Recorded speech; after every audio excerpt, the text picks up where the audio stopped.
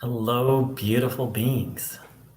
Thank you so much for dropping by this video. To anyone who's new to this channel, a warm welcome. This channel is dedicated to helping people understand the difference between actual non-duality and fake non-duality, and to actually recover and leave fake non-duality behind because it's very harmful.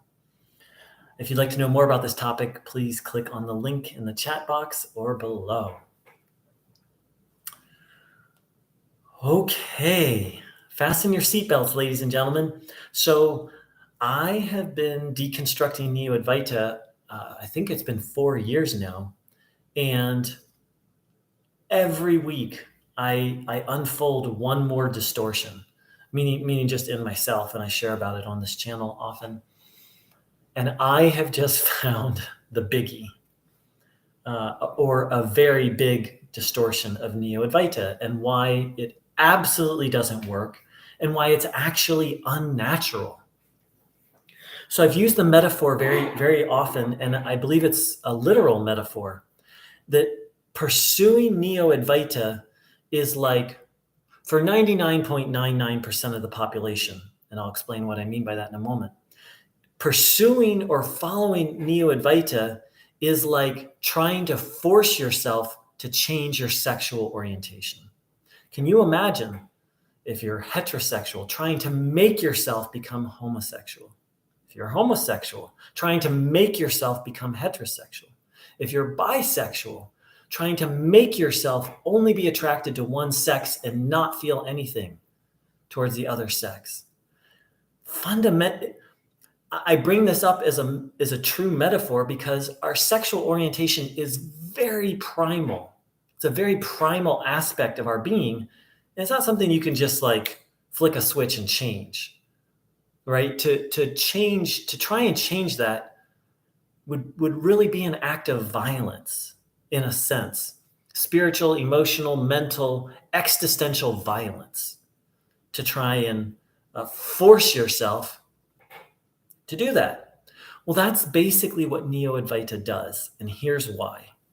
So in traditional Vedic philosophy, meaning the fundamental philosophy of India, the fundamental philosophy that Advaita Vedanta is based on, there's considered to be 4 main pursuits in life.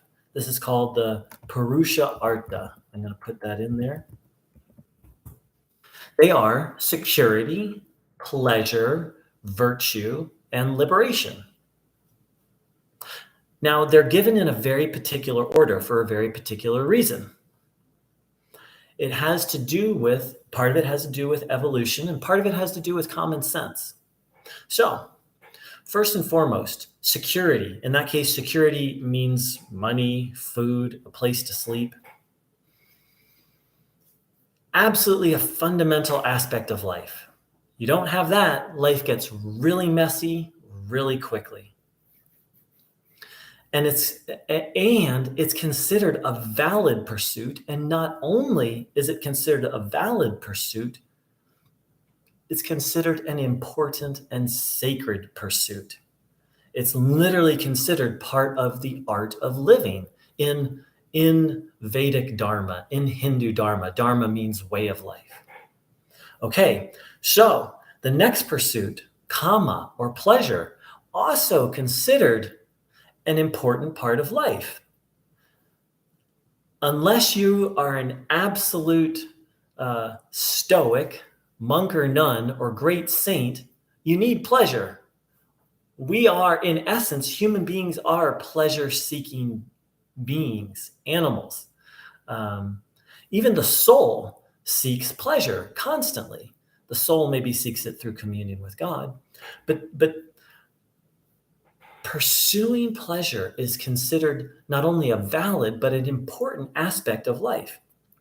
If someone doesn't find healthy ways to tend to their need for pleasure and enjoyment, and pleasure is a wide range of things. You know, it can be all the way from intoxicants to enjoying fine art. It's going to depend on the person. But if you don't find healthy ways to have pleasure, you will find unhealthy ways. It's Let me put it this way. In Vedic philosophy, that's what's taught, that it's absolutely essential and a part of life. And here's where it gets really interesting. It's considered part of the art of life to cultivate a healthy relationship with the fact that you need pleasure. Welcome to my live viewers. Feel free to type in any comments or questions. I'll get to them in a little bit. So then the third pursuit, virtue.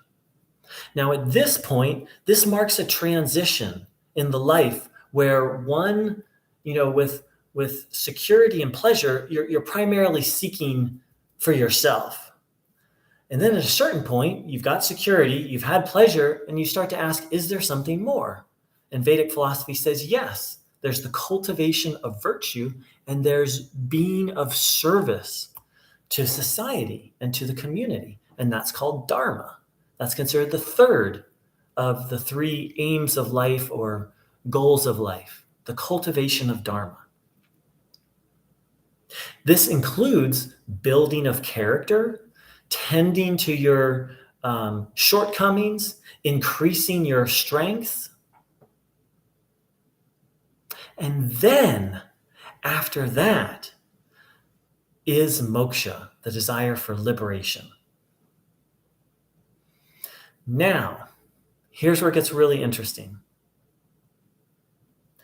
In traditional Vedic philosophy, in traditional Sanatana Dharma, in traditional Hindu, the traditional Hindu approach to life, you don't pursue moksha until you feel complete with security and pleasure, and even to a certain extent, service and cultivation of virtue.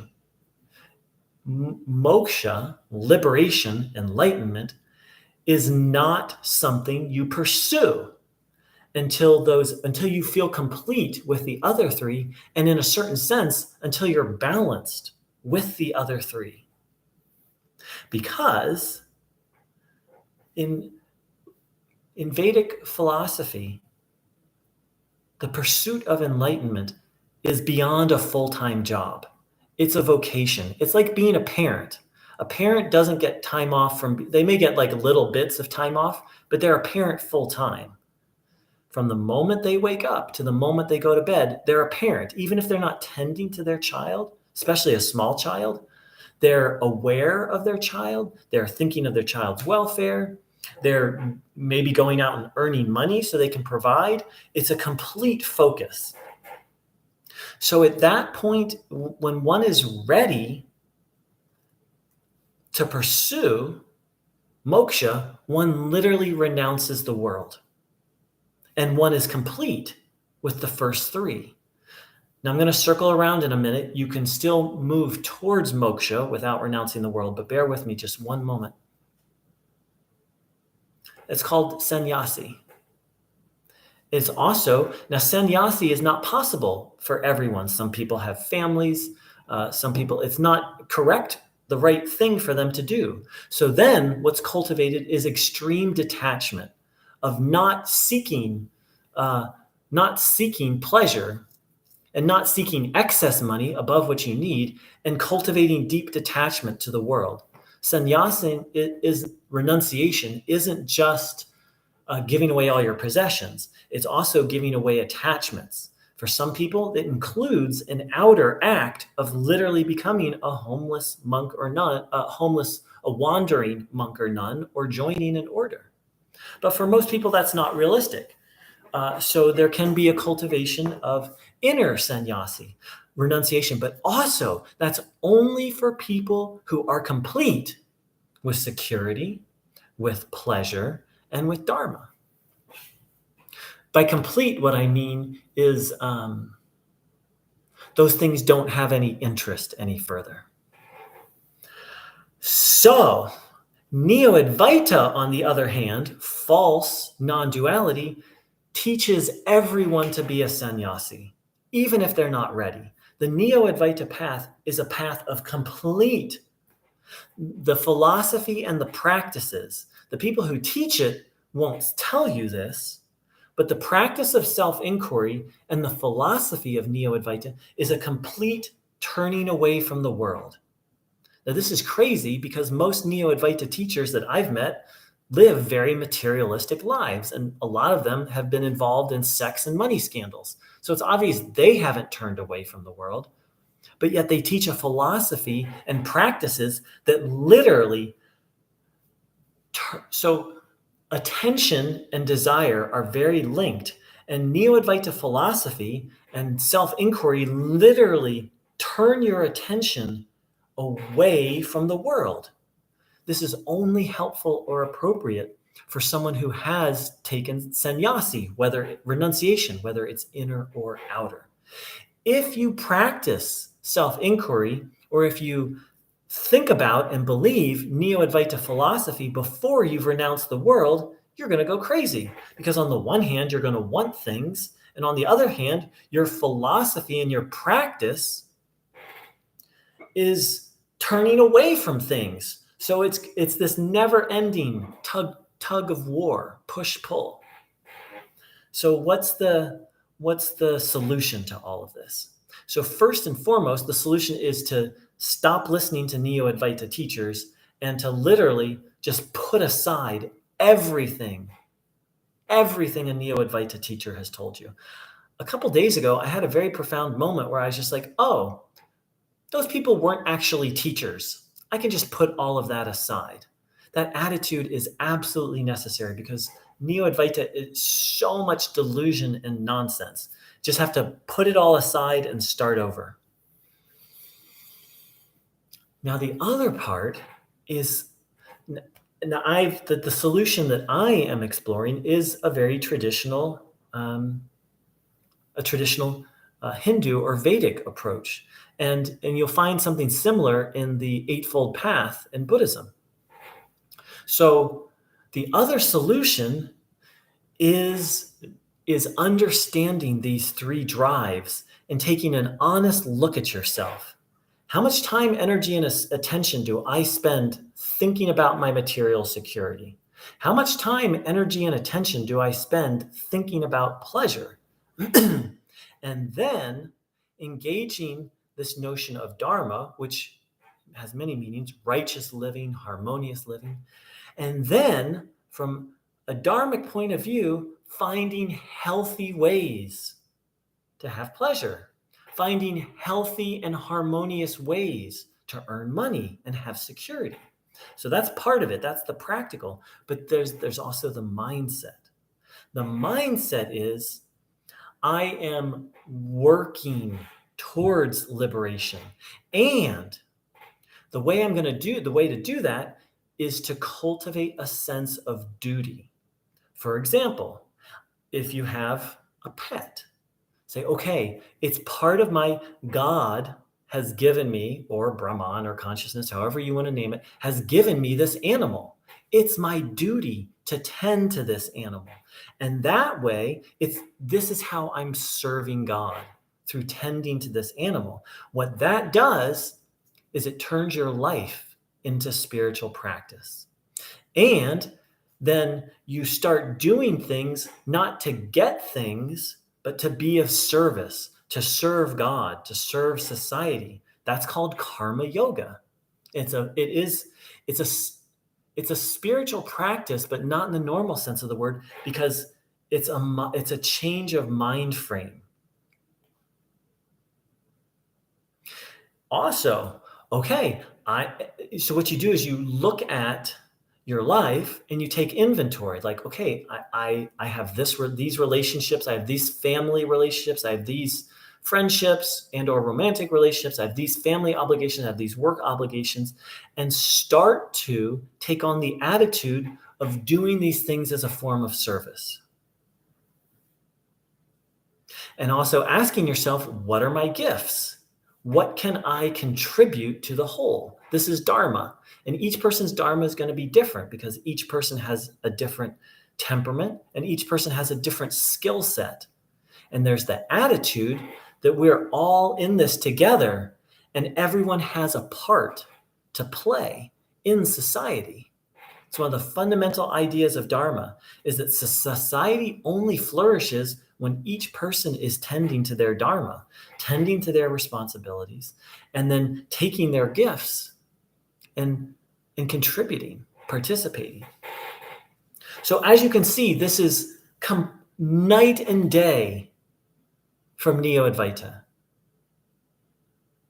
Neo-Advaita is nothing more and nothing less than a philosophy and a practice that dissociates you from yourself and from your life,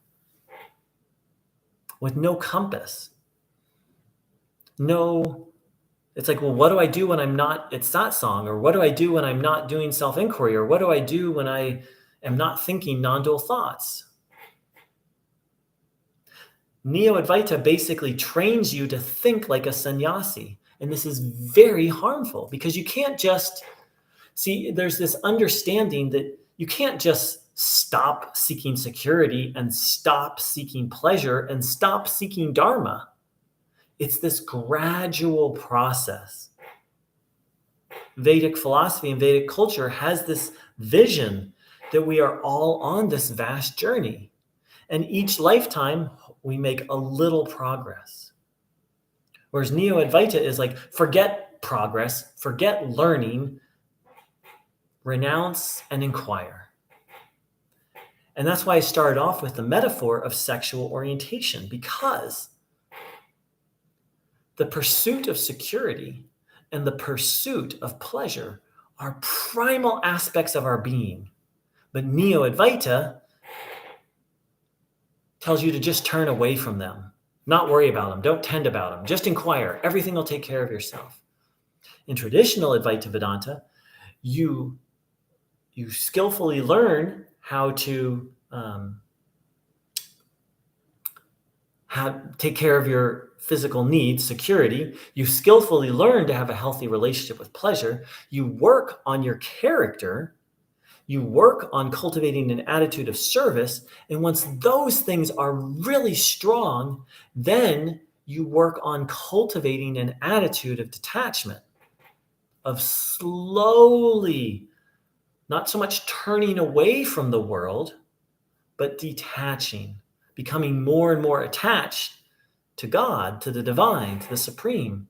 And here's the other piece. Part of how that detaching from the world and attaching to the divine happens is through bhakti yoga, the yoga of devotion. That gives you healthy pleasure. That creates attachment to the divine. So traditional Advaita Vedanta truly is a holistic process that meets you exactly where you are and helps you take the next step forward. And yes, the end goal is, in Advaita Vedanta, is self-inquiry. But without the preliminary practices and preparations, Adi Shankara, Ramana Maharshi, another great guru, Swami Sivananda, and any true non-dual teacher is adamant that you will fail. It's literally impossible to succeed at the non-dual path without these preparations. According to these great sages, according to the YouTube sages, the Neo-Advaita teachers, you don't need those preparations. Just inquire. Don't worry about dharma. Don't worry about pleasure. Don't worry about security. Just inquire. Everything will be fine.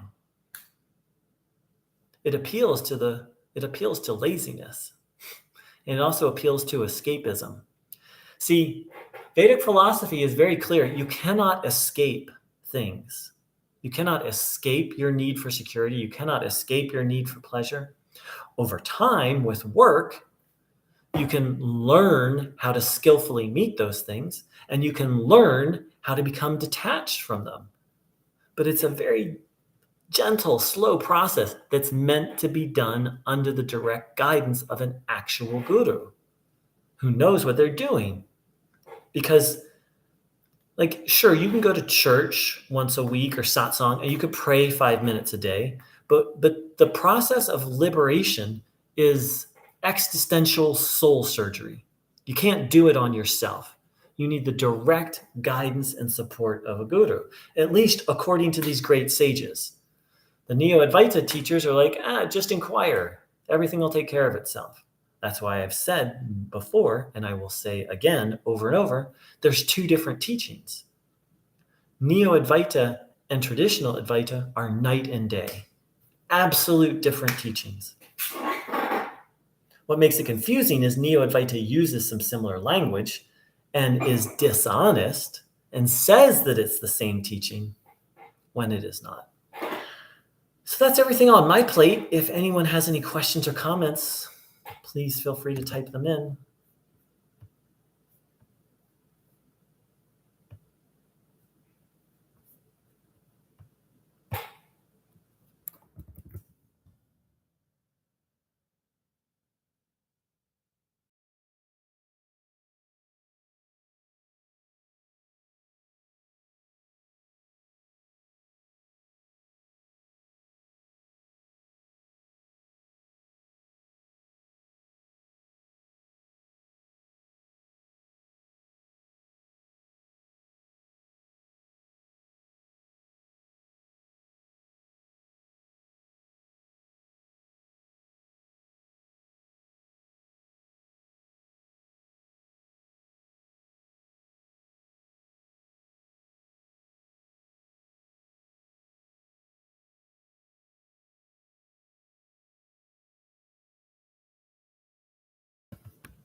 All right. Well, I'd like to thank everyone for dropping by.